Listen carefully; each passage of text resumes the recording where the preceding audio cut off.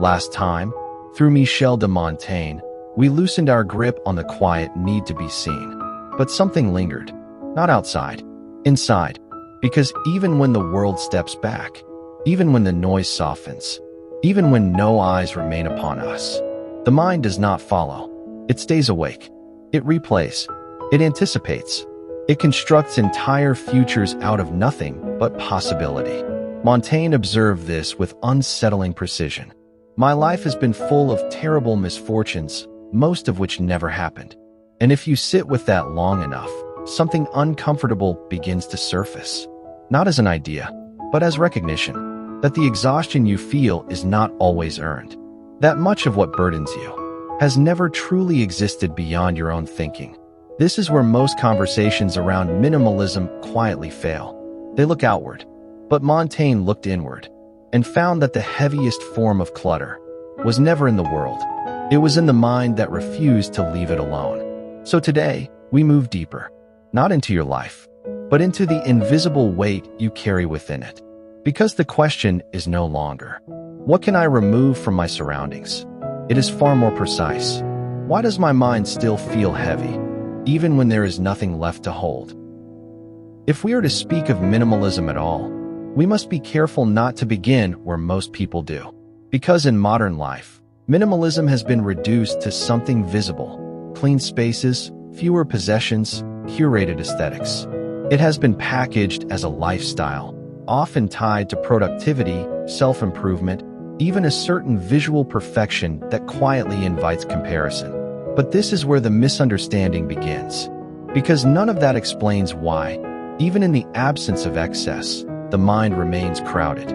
This is the question Montaigne forces us to confront, not as a philosopher of systems, but as a careful observer of the human condition. Long before the language of psychology or mental health became common, he noticed something profoundly simple.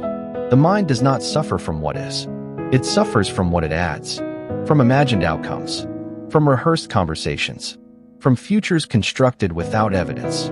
And this is where minimalism, if misunderstood, becomes another burden.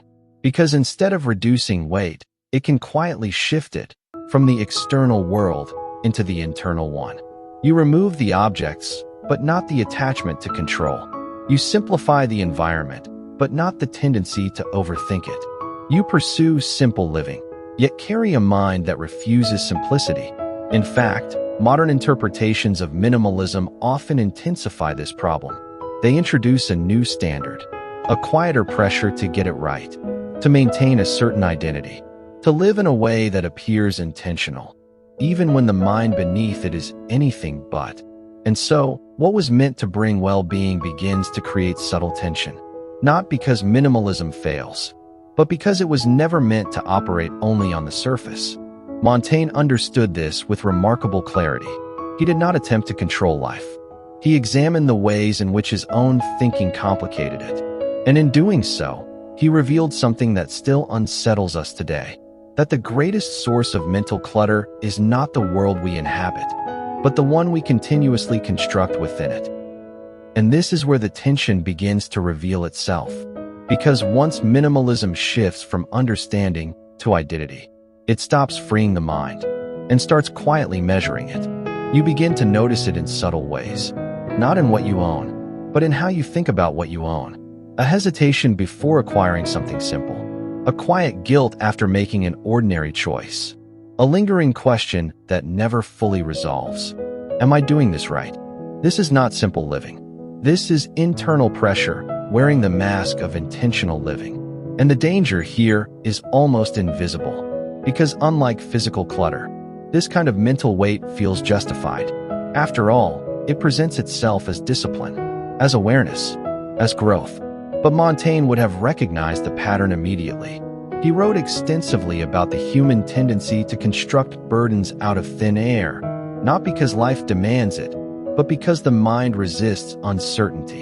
In modern terms, psychology echoes this through what is known as anticipatory anxiety, the habit of mentally living through problems before they exist. Studies in cognitive science suggest that a significant portion of our daily thoughts are repetitive and future-oriented, many of them negative or unnecessary. Not because reality is overwhelming, but because the mind continuously simulates it. And this is where minimalism, when misunderstood, becomes a paradox. You remove excess from your environment, but amplify scrutiny within your mind. You reduce external noise, but increase internal commentary. You aim for contentment, but create a new form of restlessness, one that questions, evaluates, and replays even the smallest decisions. This is the hidden cost, not of minimalism itself, but of approaching it as something to perfect. Because the moment simplicity becomes a goal to achieve, rather than a weight to release, it turns into yet another thing the mind refuses to put down. And so, what began as a path toward mental simplicity quietly becomes another source of mental clutter. So the question begins to change. Not how do I live with less, but why does my mind insist on doing more than reality requires? Because if you observe carefully, most of what exhausts you is not action. It is interpretation. A single conversation does not end when it ends. It continues, reconstructed, edited, replayed. A future event does not arrive when it arrives. It is lived repeatedly, days in advance, through imagined outcomes. This is what Montaigne saw with unusual clarity. Not just that the mind wanders, but that it works unnecessarily. And in doing so, it creates a second version of life, one that is heavier than the first. Modern psychology now gives language to this. It calls it cognitive load, the total amount of mental effort being used in working memory.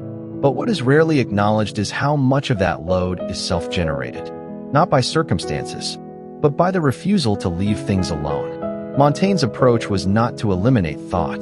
That would be impossible. Instead, he practiced something far more subtle, a kind of internal non-interference. He allowed thoughts to exist without assigning them importance, without chasing every conclusion, without demanding resolution from every uncertainty. In essence, he reduced engagement.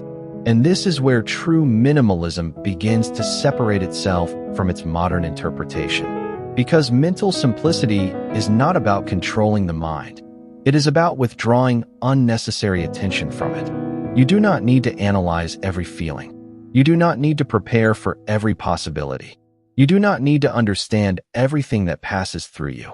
And when this begins to settle, something shifts, almost quietly. The constant commentary starts to lose its authority. The imagined scenarios begin to feel less urgent. The need to resolve everything softens. Nothing dramatic happens externally. Life remains as it is. But internally, there is less friction, less resistance, less unnecessary movement. And this is the part most people miss when they pursue minimalism purely through the external world. Because you can simplify your surroundings endlessly and still remain trapped inside a mind that refuses simplicity. But when the mind stops engaging with everything it produces, when it no longer treats every thought as meaningful, you begin to experience something that is rarely spoken about, yet deeply felt. Not silence, but space. And in that space, the weight you once carried without question begins slowly to fall away. And here, something precise begins to reveal itself.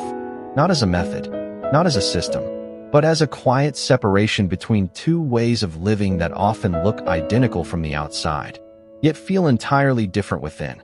On one side, there is performative minimalism. It appears disciplined, curated, intentional, but beneath it, the mind remains active, constantly evaluating, adjusting, questioning. It asks, is this necessary? Does this align? Am I doing this better than before? And without realizing it, simplicity becomes another form of management, another layer of mental involvement. On the other side, there is something far less visible, the kind of simplicity Michel de Montaigne leaned toward, not as a philosophy to follow, but as a way of withdrawing excess thought. He did not attempt to perfect his life. He reduced the number of things his mind insisted on holding. This is the turning point, because intentional living, in its truest form, is not about refining every decision. It is about releasing the need to mentally engage with everything. And modern research begins to support this in subtle ways. Studies around rumination show that the more we analyze and revisit thoughts, the more they reinforce themselves, creating loops that feel meaningful but produce no resolution. The mind mistakes repetition for importance. Montaigne saw through this centuries ago. He understood that not every thought deserves participation. That clarity does not come from thinking more precisely, but from thinking less unnecessarily. And when this distinction becomes clear, something shifts that cannot be forced. You stop trying to perfect simplicity. You stop organizing your inner world as if it requires constant attention. Instead, you begin to leave things as they are. A thought arises and passes. An uncertainty appears and remains unresolved. A moment unfolds without being mentally reworked. From the outside, nothing has changed. But internally, the difference is unmistakable, because the mind is no longer trying to carry the entire weight of life. It has finally learned to put things down. So perhaps the real shift was never about removing things at all. Not from shelves, not from spaces, not even from habits, but from the silent habit of carrying everything twice, once in reality and once again in thought. Michel de Montaigne pointed towards something deceptively simple, that the mind does not need to hold on to every fragment of life to understand it. And when you step back far enough, a pattern becomes visible. Much of what we call stress is not event-based, it is mind-maintained. Much of what we call pressure is not present, it is replayed. Much of what we call overwhelm is not external chaos, it is internal accumulation. This is where minimalism stops being a visual idea and becomes something closer to mental health maintenance, not by adding control, but by reducing unnecessary engagement with thought itself. Not every interpretation needs follow-up. Not every emotion needs analysis. Not every moment needs to be mentally preserved. And when this is understood, simplicity stops being something you practice and becomes something you allow. Because nothing dramatic changes outside, but inside, the constant weight of unnecessary mental holding begins to fade. And what remains is not emptiness, but a quieter form of presence. Less urgency, less internal noise, more space to simply experience life as it unfolds. If this perspective resonates, then stay with this journey, because the next layer is not about changing what you do, but about understanding how deeply you've been thinking without realizing it.